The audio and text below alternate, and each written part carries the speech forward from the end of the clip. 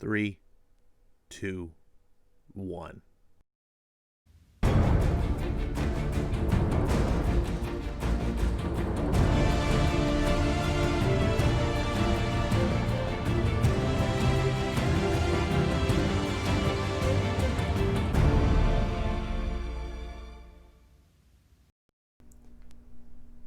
What's going on, everybody?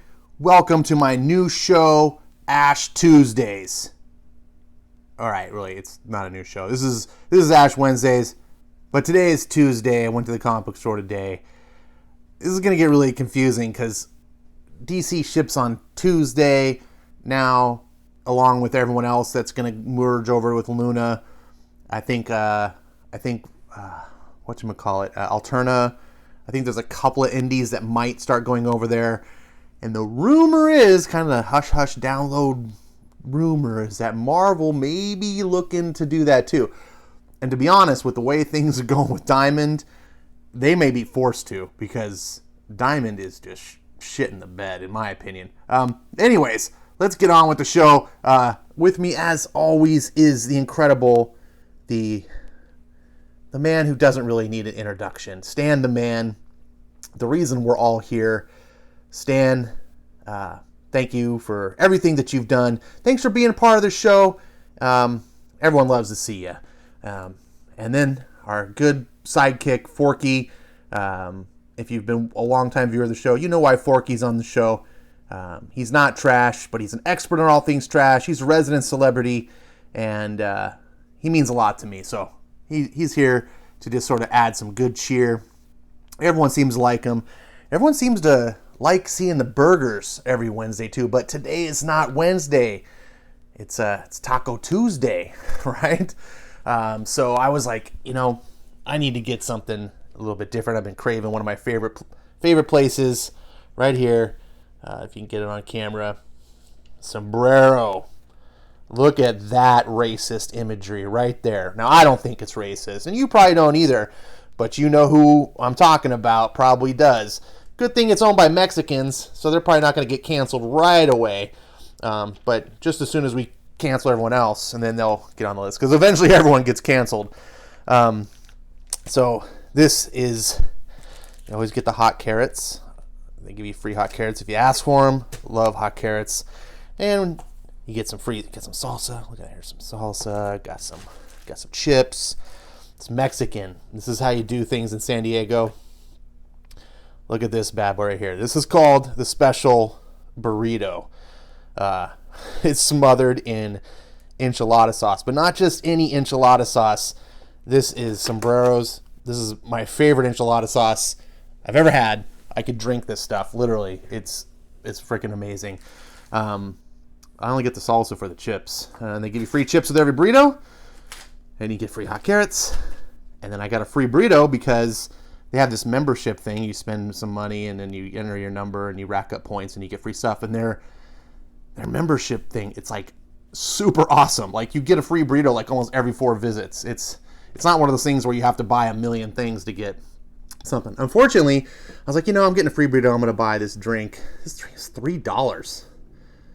Because they're right next to 7-Eleven, and 7-Eleven's do their 49-cent big gulp. So I was like, go to 7-Eleven, get a 49-cent. I was like, nah, you know what? I'm going to chip in. I'm getting a free burrito off these guys. Give them some business. They're giving me back, patronage. I love this place. Yikes. Sombrero. Like, I know I'm getting the free burrito, but $3 drinks. So I'm going to scarf this thing down. I'm super hungry. That's why I didn't go to In-N-Out today, because as delicious as In-N-Out is, I don't get fries when I take it home. I just get a burger. I guess I could have got 2 burgers, but it's Tuesday. Tuesday is not burger day. It's taco day. And if you don't have tacos, you get a burrito. Same thing. It's the same thing. Right, Stan? Right, Forky? Yeah. All right, I'm going to dig in, and then we're going to get into some comics and bullshit and whatever. Whew, man, that burrito is damn good. That's one of my favorite burritos in the world. The Jumbo Deluxe or the Special Burrito at Sombrero.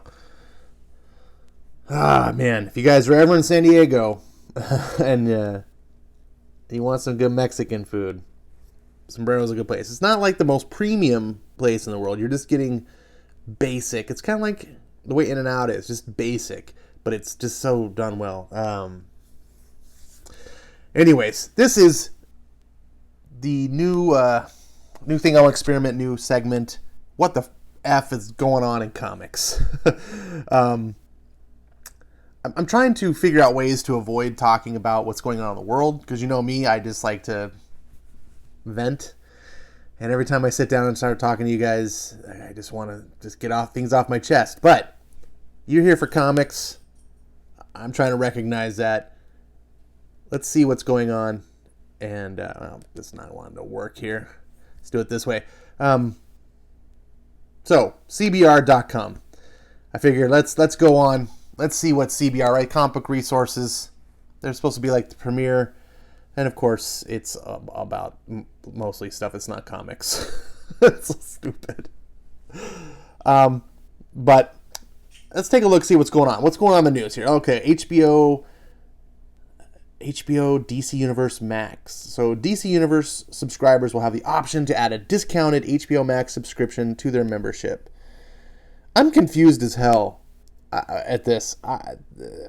So some DC shows, DC Universe has these DC shows, which seem to be all canceled, right? Like, well, not all of them. I guess they canceled Swamp Thing, and everyone loved it.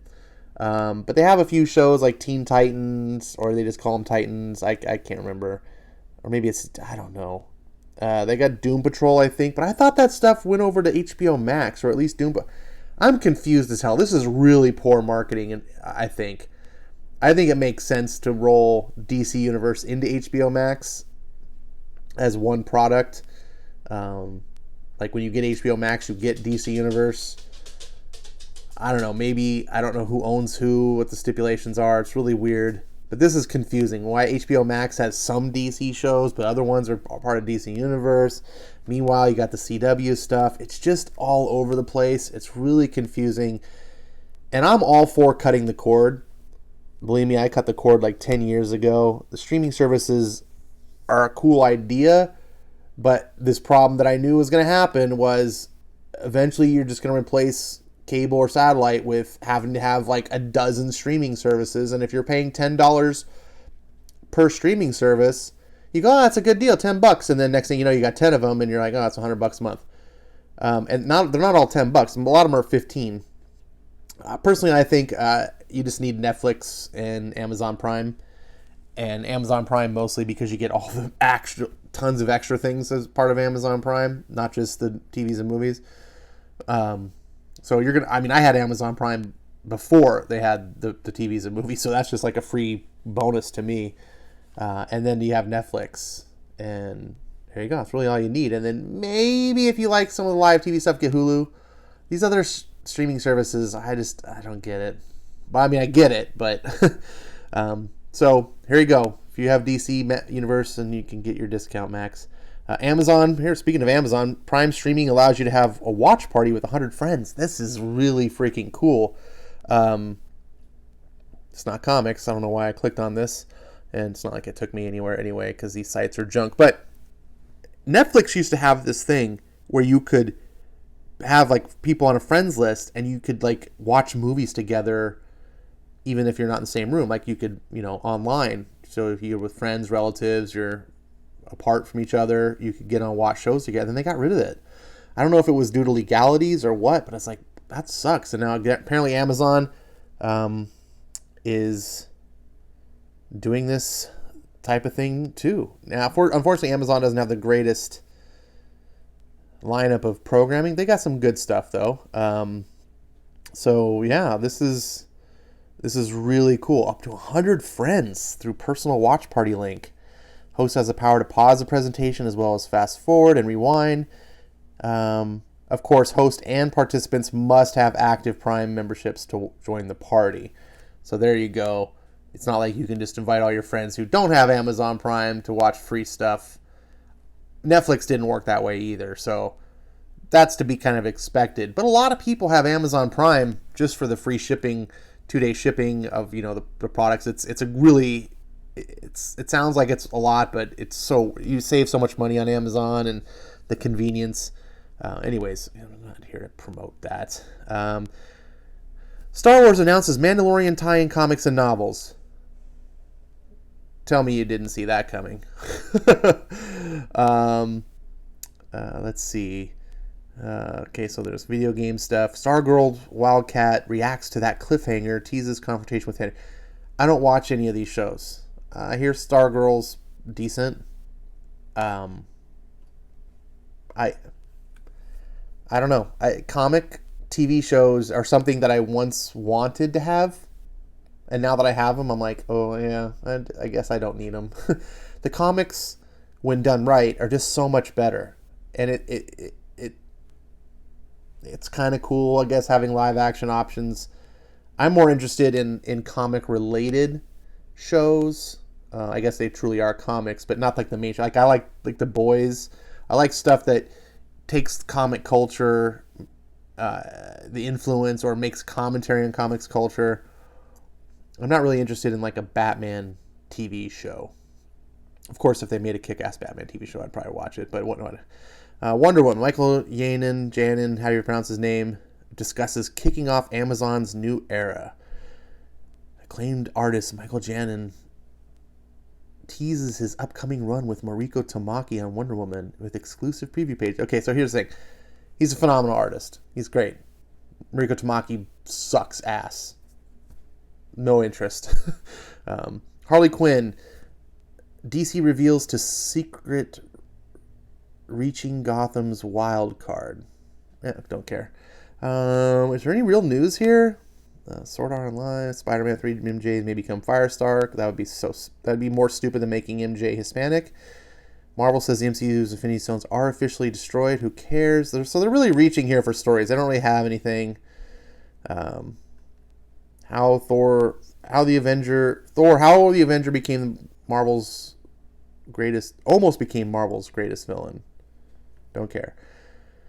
Why Mariko Tamaki's comics writing speaks to this generation.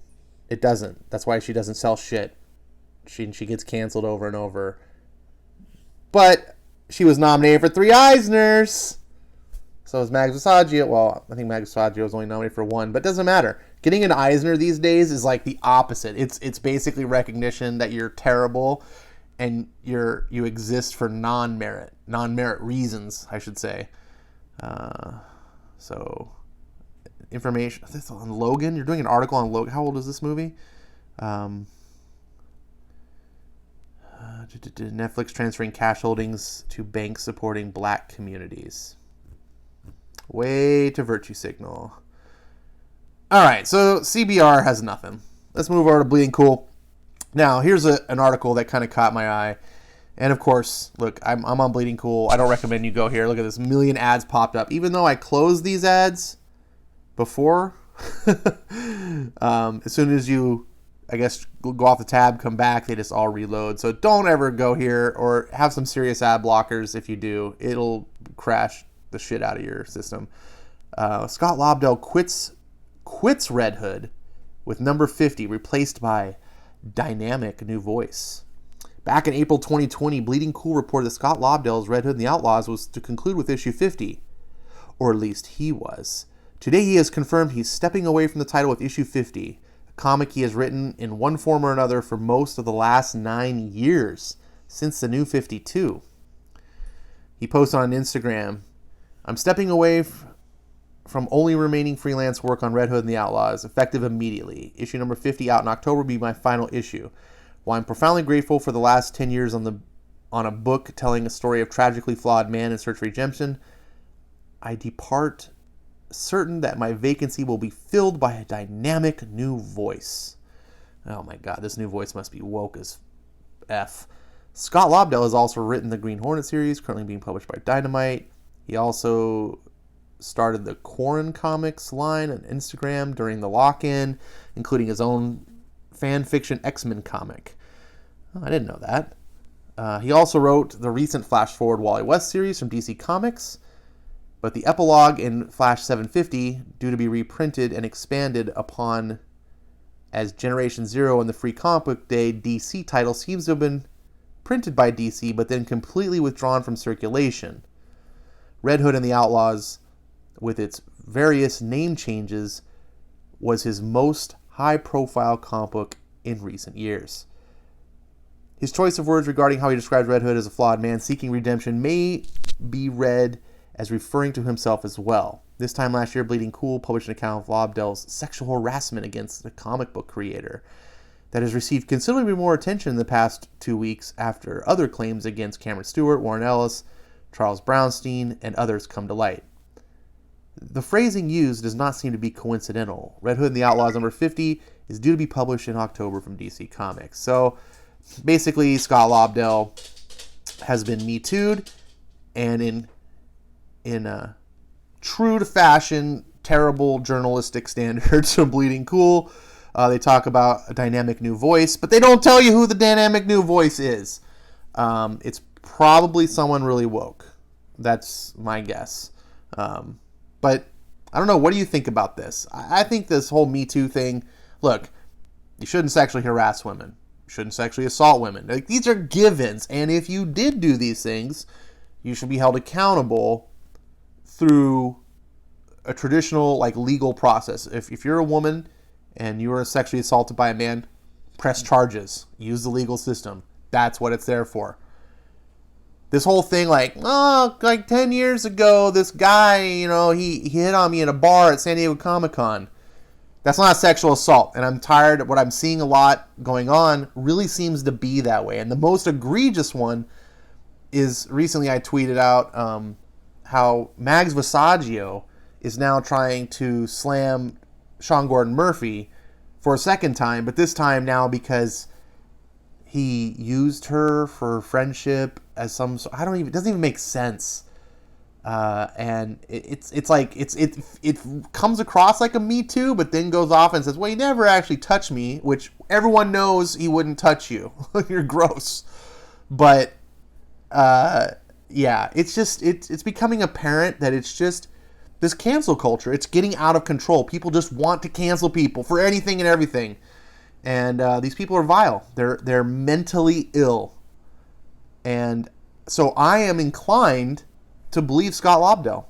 Unless he comes out and admits something, or unless someone comes out and has some crazy proof of some misdeeds, which I don't think exist, because I think DC would have canned him. This has been around, this accusation is not fresh, right? So obviously DC's like, whatever, we don't have any proof, but now we're existing in cancel culture, and just even the mere murmur of you did something untoward, we're gonna cancel you. This really fires me up. Speaking of being fired up, Wes over at Thinking Critical, a channel that I've been associated with from time to time, caught my eye on a news story, to which I have up here. And if you are interested in more detailed discussion about that, you can see a recent video that Wes did. I believe it was with Comics Perch, or Comics with Perch, Comics by Perch, whatever. The Winnie the Pooh guy, who's the really even-keeled, never has a really harsh opinion to say. No, I like Perch a lot. Anyways, Superman to lead the Authority in 2021. This may be just a little tittle-tattle. If I was doing the old lying in the gutters traffic light, this would be an amber light with a hint of red. I don't even know what the hell this is. What the hell are you saying, Rich Johnson? But Bleeding Cool has been hearing that straight out of the lockdown. Superman will be going through yet another big change to follow his decision to reveal his true identity to the world. Because Bendis can't stop screwing up Superman. Rich goes on. And as the comic book series has been... and as the comic book series has seen Superman described as King of the Earth in relation to the United League of Planets and deputized by the United Nation as a temporary measure as a result, and then given warning not to make any similar mistakes by the big espionage agents of the day, this writing is atrocious. He starts a sentence with "and." I'm sorry, it's hard to read. It's very difficult. I'm stuttering over my own words because it's grammatically all incorrect. The word that reaches Bleeding Cool is that this is all being set up so that Superman will become the new leader of the Authority. The Authority was a superhero comic series written by Warren Ellis and Brian Hitch, Side note, Warren Ellis was recently canceled by the cancel culture. Spinning out of their run on Stormwatch, published by DC Comics Wildstorm 1999. The main characters, yada, yada, yada. Ostensibly the good guys. The title of the series implied that this was only by circumstance and their position was easily corruptible and their existence was a very bad thing for humanity indeed. The widescreen approach to the superhero storytelling and the military take on superheroes would not only inform Marvel's Ultimates, but directly also the entire tone of the Marvel Cinematic Universe. That is an opinion by Rich. I'm not sure I share it. But The Authority is a book that I haven't read, but my understanding of it is that it's about a fascist group of superheroes or super beings that believe they need to run the world through a use of authority. Now, what's interesting is that's sort of the norm today. The progressive SJW writers are writing, especially over at Marvel Comics. X-Men, for example, are absolutely that. Like, the X-Men are not behaving like heroes. They're just an authority. And this was a commentary on that concept, from what I understand, and it sounds like a good one. I actually have the first trade of Authority. I just haven't got around to reading it. This might make me do so. The controversy, as I learned through Wes's great video, is, Superman would never really lead such a group, to which I concur. But Bendis has been completely mishandling the character, as he does pretty much all characters. And correct me if I'm wrong down in the comments, but wasn't Bendis in part responsible for the whole Illuminati over at the Marvel? I know Hickman, I think, was involved too, but I think Bendis was also. And the Illuminati essentially was the authority for Marvel. And I hate the Illuminati. And if I'm correct, and this just all bodes the same thing.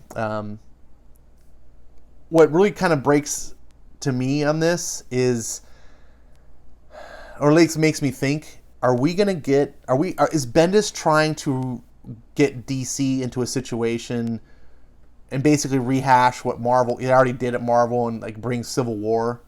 Is this what's going to happen, where we have a Superman-led Authority, a Batman-led Justice League, and the two different sides see differently? I don't know. All I do know is that Bendis is destroying Superman, and conversely, the rest of the DC universe, because he's getting his hands in everything. And it's really sad as someone who's recently come to be a big DC fan, watching it get ruined. I don't know what you think about this. Go to listen to Wes's video. It was pretty good. He does a lot of good industry news stuff. I'm in no way going to replace that, but I thought it'd be fun to talk and give my take on some of the news events that are going on. There's really not much going on else here. We can see some headlines. There's a new look for Wolverine. Spoiler alert, he's wearing Magneto's helmet, and it looks real stupid. And you can see there's nothing else to really talk about. So that's it. Let's get into some actual comic books. And now for the part that takes me forever to get to, because it's Ash Wednesdays. Tuesdays, or who knows. Always get your receipts, kids. Today's receipt shows, the purchase of comics. I started doing this whole receipt thing because, I started doing videos back in the Comicsgate days, when Comicsgate really was still Comicsgate. And a lot of the SJWs that would love to hate on people like myself or whatever accuse us that we don't even read comics, we don't even buy comics, whatever. But of course, that's always projection. That's how these people operate. They always project on you what they themselves are doing. So that's, you can read into that however you want. Now, so obviously, I don't have tomorrow's comics for Wednesday. I don't get my comics early like some people. real damn Dr. Venkman. But I got some comics, needless to say, and I've been waiting for these. So the first one is Batman. The Pawns of the Designers is Batman 92. yeah, I finally got it.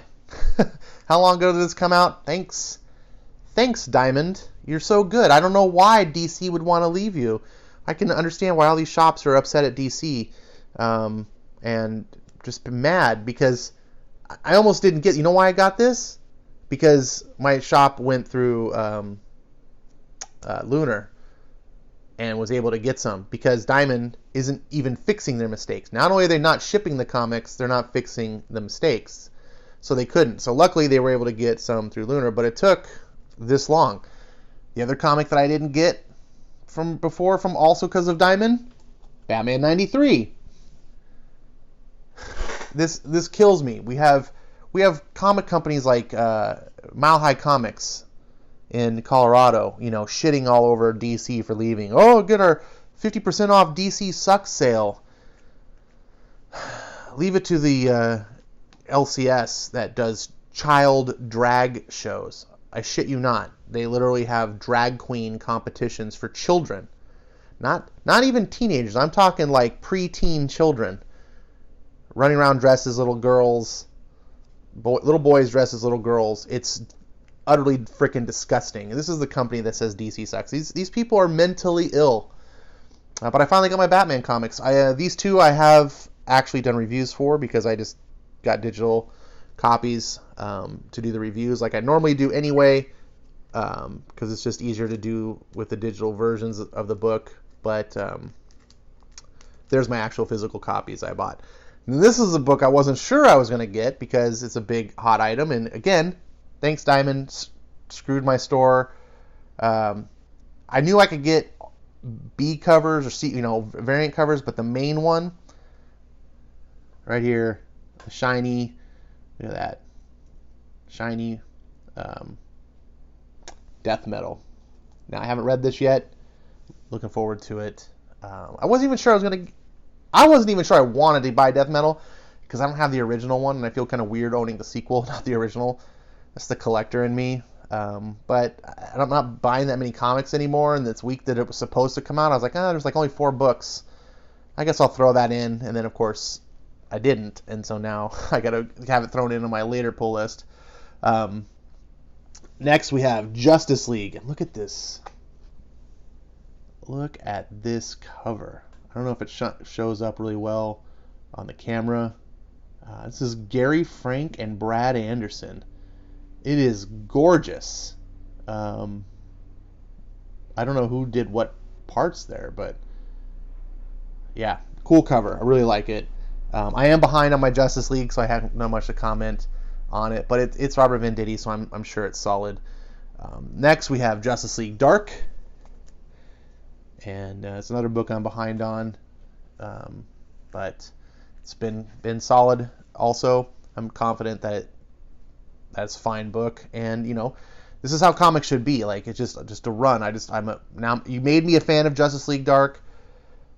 The creative team, Tynan, Kyle Hotz, who I like, Ram V, who I'm looking forward to liking because I've heard good things. I haven't actually experienced his work yet.